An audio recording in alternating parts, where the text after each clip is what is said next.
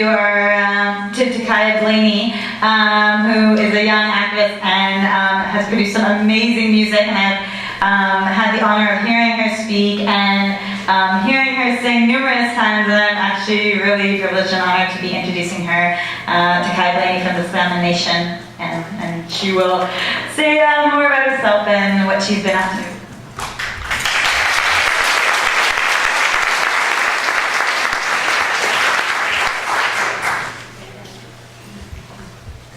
Hello, my name is Takaya Blaney. I'm 11 years old and I'm proud to say I come from the Slam Nation. And I am proud to say that my ancestors lived and fished and hunted on the land now marked as BC. In my culture, it's a fact, an understanding of the way of life, that everything is connected, the fish and the eagle, the land, the culture, and the water. That the land is sacred, that the water is sacred, and that we need to respect what walks in the land and what lives in the water, and that everything that we do to the water, other people drink. Water is the root of all life. It is life. Everything that we do to the water, we drink, and that everything that we do to the land, we live on. And not only we live on it, but the animals and the cougars and the bears. And everything that we do to the air, all the chemicals that we pump into the air, other people breathe, the animals breathe, we breathe in that air. And I always grew up with that teaching that Mother Earth is sacred and that life is sacred. I always grew up with that teaching from my kukwa and my chichia, from that teaching that's being passed down from time immemorial, from the ancestors to my generation.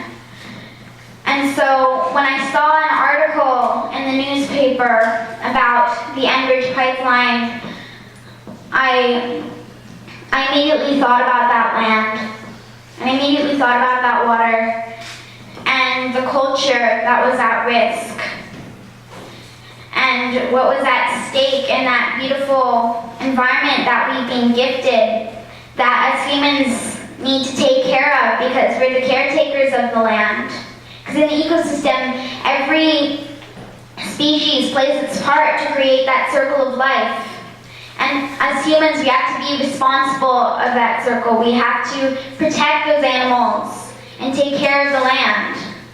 And so when I saw that article, I just really wanted to do everything in my power to stop that pipeline. And as I progressed with stopping the pipeline, I read the Kinder Morgan and all these oncoming industrial projects that were threatening to come into indigenous land. And it just really woke me up, because I'd been sleeping. It woke me up to the reality of where our Earth is heading to, and how our Earth is being destroyed, and how the mountains and the waters that were once filled with life, that were once filled with the fish and filled with the salmon, how they were once filled with whales, how they're now gone. The same water and the same beach that my kukba and my great-great-great-grandparents swam in and gathered cockles and ate the clams and gathered the seaweed in. I can never do the same thing on that beach.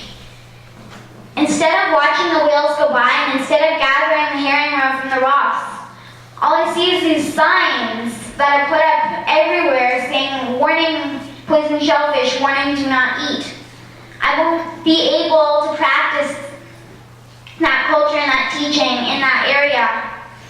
And once I heard of the pipeline and I started learning about the environment, I realized that that's happening to places all around the world, and that all around the world you have these once beautiful rivers and streams and oceans and lakes and mountains and forests that have been stripped to nothing because of greed, because of money.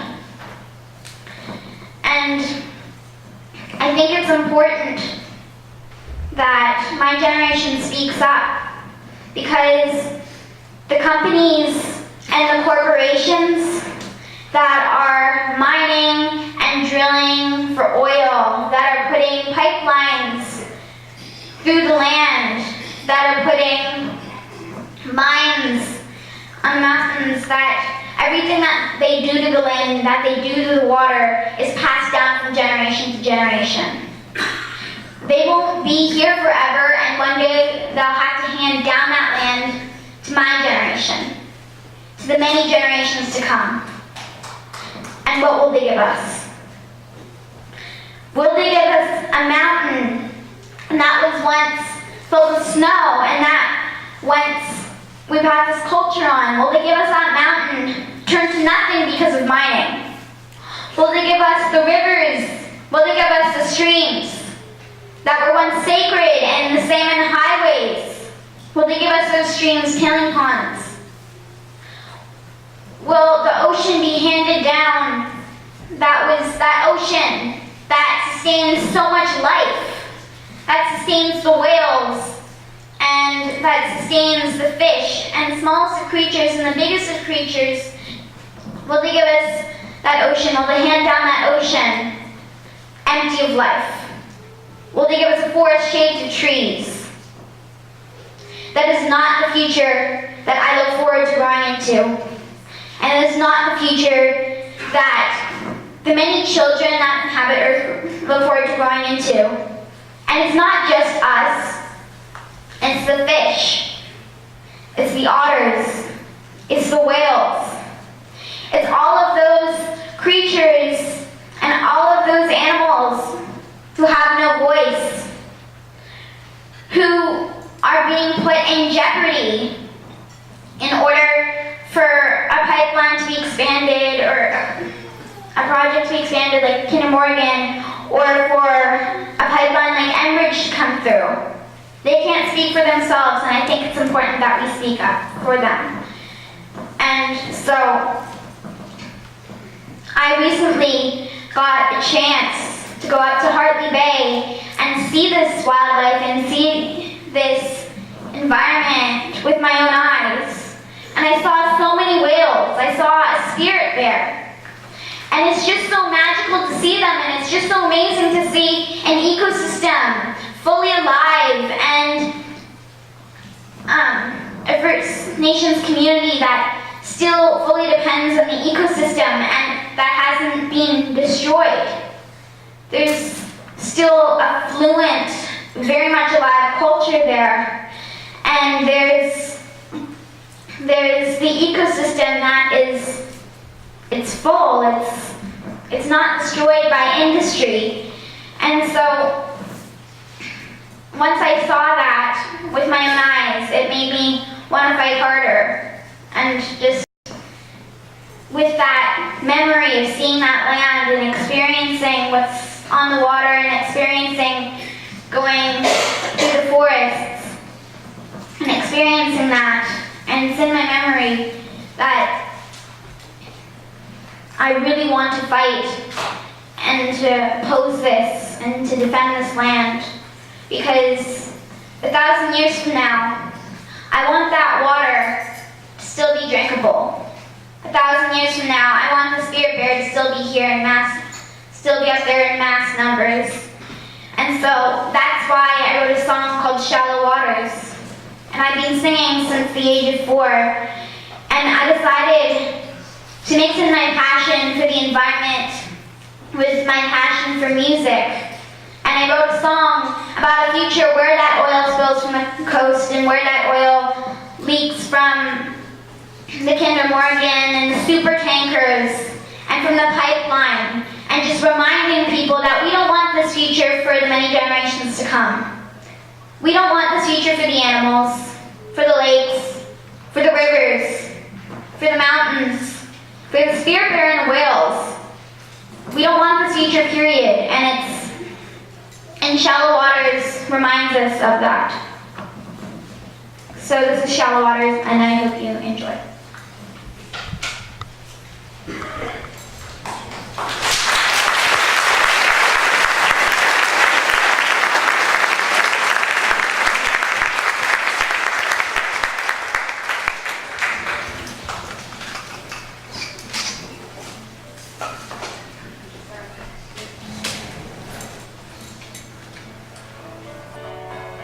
In shallow waters I can see your clear waves lapping at my feet. Lifeless ocean, black, not blue. I didn't help but deep down I knew. In shallow waters I used to see dolphins playing in front of me. Seaweed swaying, keeping time. Tidal rhythms, laugh, not cry. Oh, why do tears fall from the sky? Have we given up? Please tell me why. Remember the salty ocean breeze. We used to build castles on the beach, splashing around in the summer heat.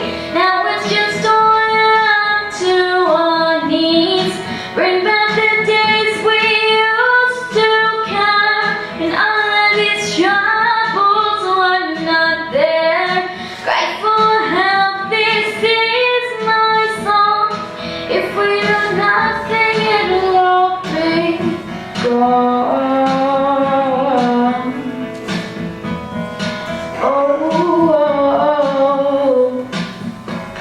In shallow waters I can't see wonders life got created to be.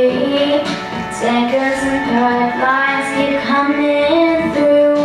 I turned my head and so did you.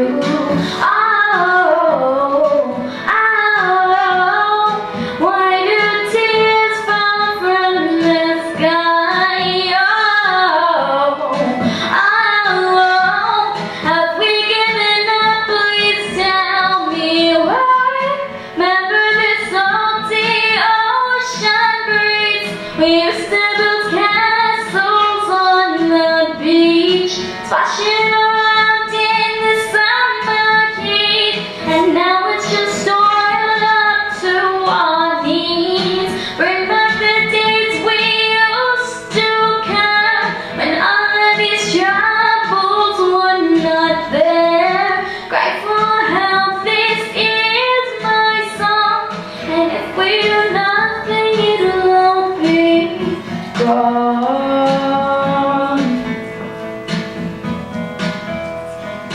Oh, come with me to the emerald sea, where black gold spills into my ocean dreams. Nothing will be found, no life is around. It's just the sound of falling in the air. Silence everywhere.